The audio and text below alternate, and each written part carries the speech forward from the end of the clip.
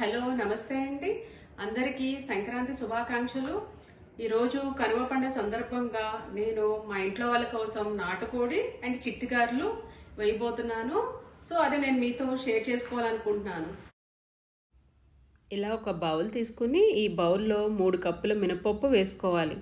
ఈ మినపప్పుని శుభ్రంగా ఒక 2 సార్లు వాటర్తో కడుక్కోవాలి. ఇలా వాష్ చేసుకున్న దాంట్లో ఫ్రెష్ వాటర్ పోసుకుని దీన్ని ఒక 3 to 4 గంటల పాటు మనం నానబెట్టుకోవాలి.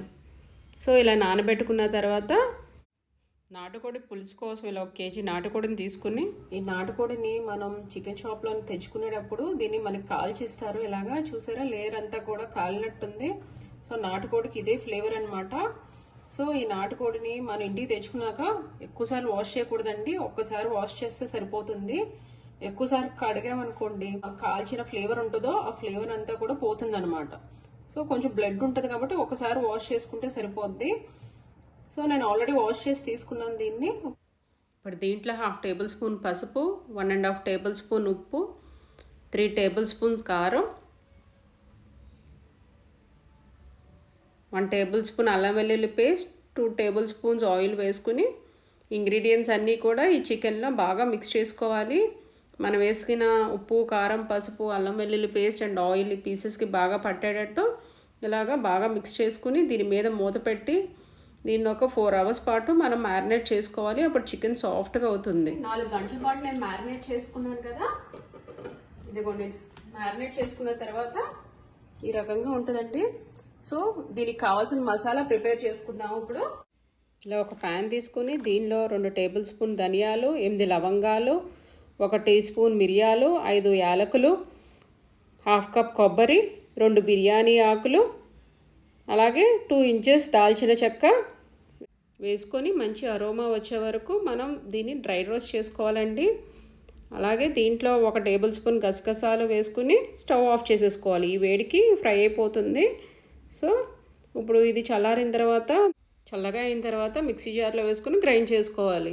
గ్రైండ్ చేసి పెట్టేసుకున్నాను. ఇప్పుడు దీన్ని పక్కన పెట్టేసుకుని మన ప్రాసెస్ స్టార్ట్ చేద్దాం. ఇలా స్టవ్ పెట్టి ఆన్ చేసుకున్న తర్వాత దీనిలో 1/2 కప్ ఆయిల్ వేసుకోవాలి. ఆయిల్ హీట్ అయిన తర్వాత కట్ చేసిన 2 మీడియం సైజ్ ఉల్లిపాయలు అండ్ 2 మీడియం సైజ్ పచ్చిమిరపకాయలు వేసుకుని దీన్ని ఫ్రై చేసుకోవాలండి. అలాగే కొంచెం కరివేపాకు వేసుకుని ఆనియన్స్లో ఉన్న పచ్చిదనం అంతా కూడా పోయే వరకు ఫ్రై చేసుకోవాలి. ఆనియన్స్ ఫ్రై అయిన తర్వాత కట్ చేసిన 2 మీడియం సైజ్ టొమాటోస్ వేసుకుని ఈ టొమాటోస్ మెత్తగా అయ్యే వరకు మనం ఫ్రై చేసుకోవాలి. ఇదిగోండి, టొమాటోస్ మెత్తబడినాయి కదా. సో ఫ్రై అయిపోయినట్టు ఇప్పుడు దీంట్లో 1/2 టేబుల్ స్పూన్ అల్లం వెల్లుల్లి పేస్ట్ వేసుకుని ఈ అల్లం వెల్లుల్లి పేస్ట్లో ఉన్న పచ్చిదనం పోయే వరకు ఫ్రై చేసుకోవాలి. ఇప్పుడు ఇవన్నీ ఫ్రై అయిన తర్వాత దీంట్లో నాటుకోడి వేసేసుకోవాలి.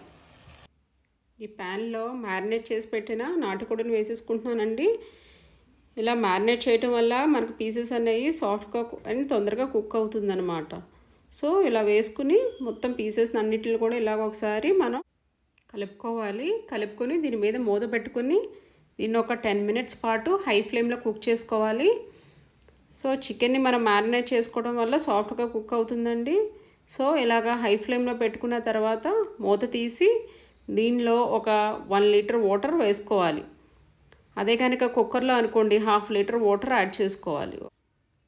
నాటుకోడి పులుసుని ఇలాగా బయట వండుకుంటేనే బాగుంటుందండి కుక్కర్లో కంటే.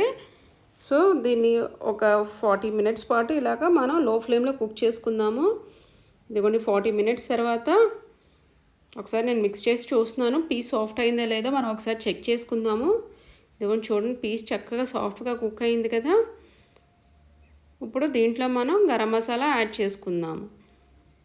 మనం ఆల్రెడీ ఫ్రై చేసుకుని గ్రైండ్ చేసుకున్న గరం మసాలా ఉంది కదా, దాన్ని దీంట్లో వేసేసుకోవాలి. ఇలా వేసుకుని దీంట్లో కొంచెం కొత్తిమీర యాడ్ చేసుకోవాలి. మనం వేసుకున్న ఈ గరం మసాలా అండ్ కొత్తిమీర ఈ చికెన్లో కలిసేటట్టు ఒకసారి ఇలాగా మిక్స్ చేసేసుకుందాము. ఇలా మిక్స్ చేసేసుకుని దీని మీద మూత పెట్టి మరొక 5 నిమిషాల పాటు మనం దీన్ని కుక్ చేసుకుందాం. సో మనం ఇలా 5 minutes కుక్ చేసుకున్న తర్వాత చూడండి, ఆయిల్ చక్కగా పైకి తేలింది కదా. అంటే మనకి చికెన్ కర్రీ రెడీ అయిపోయినట్టు. ఇప్పుడు మనం గారెల్లోకి ఎప్పుడు కూడా మనకి ఇలాగా పులుసులా ఉంటేనే టేస్టీగా ఉంటుందండి. చక్కగా ఇలా లిక్విడీగా ఉండాలన్నమాట. అప్పుడే గారెల్లో కానీ దోశల్లో కానీ ఇది తినడానికి బాగుంటుంది.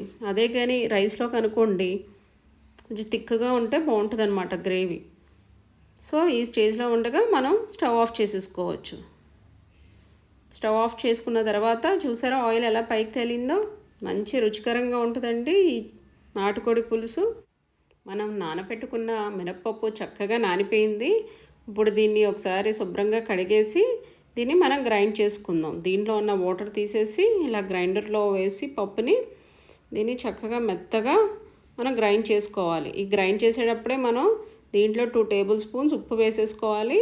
అండ్ ఈ మనం వేసిన 3 కప్పుల మినప్పప్పుకి 1.5 కప్ వాటర్ పడుతుందండి. చక్కగా మెత్తగా దూదిలా వస్తుందన్నమాట మనం రుబ్బుకున్న పిండి.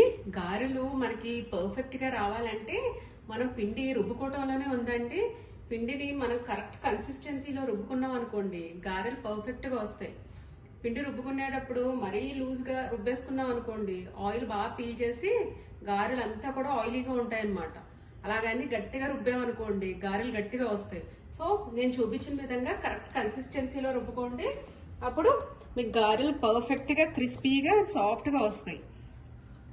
గారెలు ఎప్పుడు వేసినా కూడా మనం ముందు చెయ్యి ఇలాగా వెట్ చేసుకోవాలండి. వాటర్లో ఇలా డిప్ చేసుకుని ఇలాగా కొంచెం పిండి తీసుకోవాలన్నమాట. పిండి తీసుకుని జస్ట్ ఒకసారి ఇలా రౌండ్గా చేసుకోవాలి. మనం దీన్ని ఇలా అనుకుని ఇలా ఫింగర్స్ మీద వేసుకుని చిట్టి చిట్టి గారెలు అనుకున్నాం కదా, సో ఇలా ఫింగర్స్ మీద ఇలా స్ప్రెడ్ చేసుకోవాలి.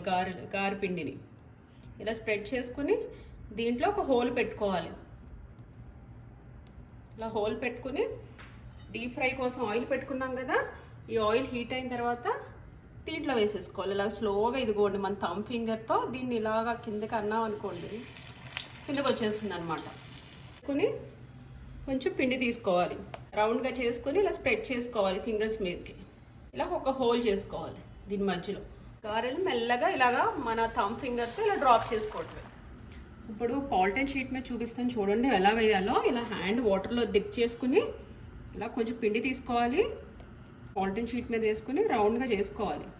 స్ప్రెడ్ చేసుకుని ఇలా ఒక హోల్ చేసి దీన్ని ఇలా రివర్స్ తిప్పి మెల్లగా పిండిని చేతిలోకి తీసుకుని దీంట్లో వేసేసుకోవటం.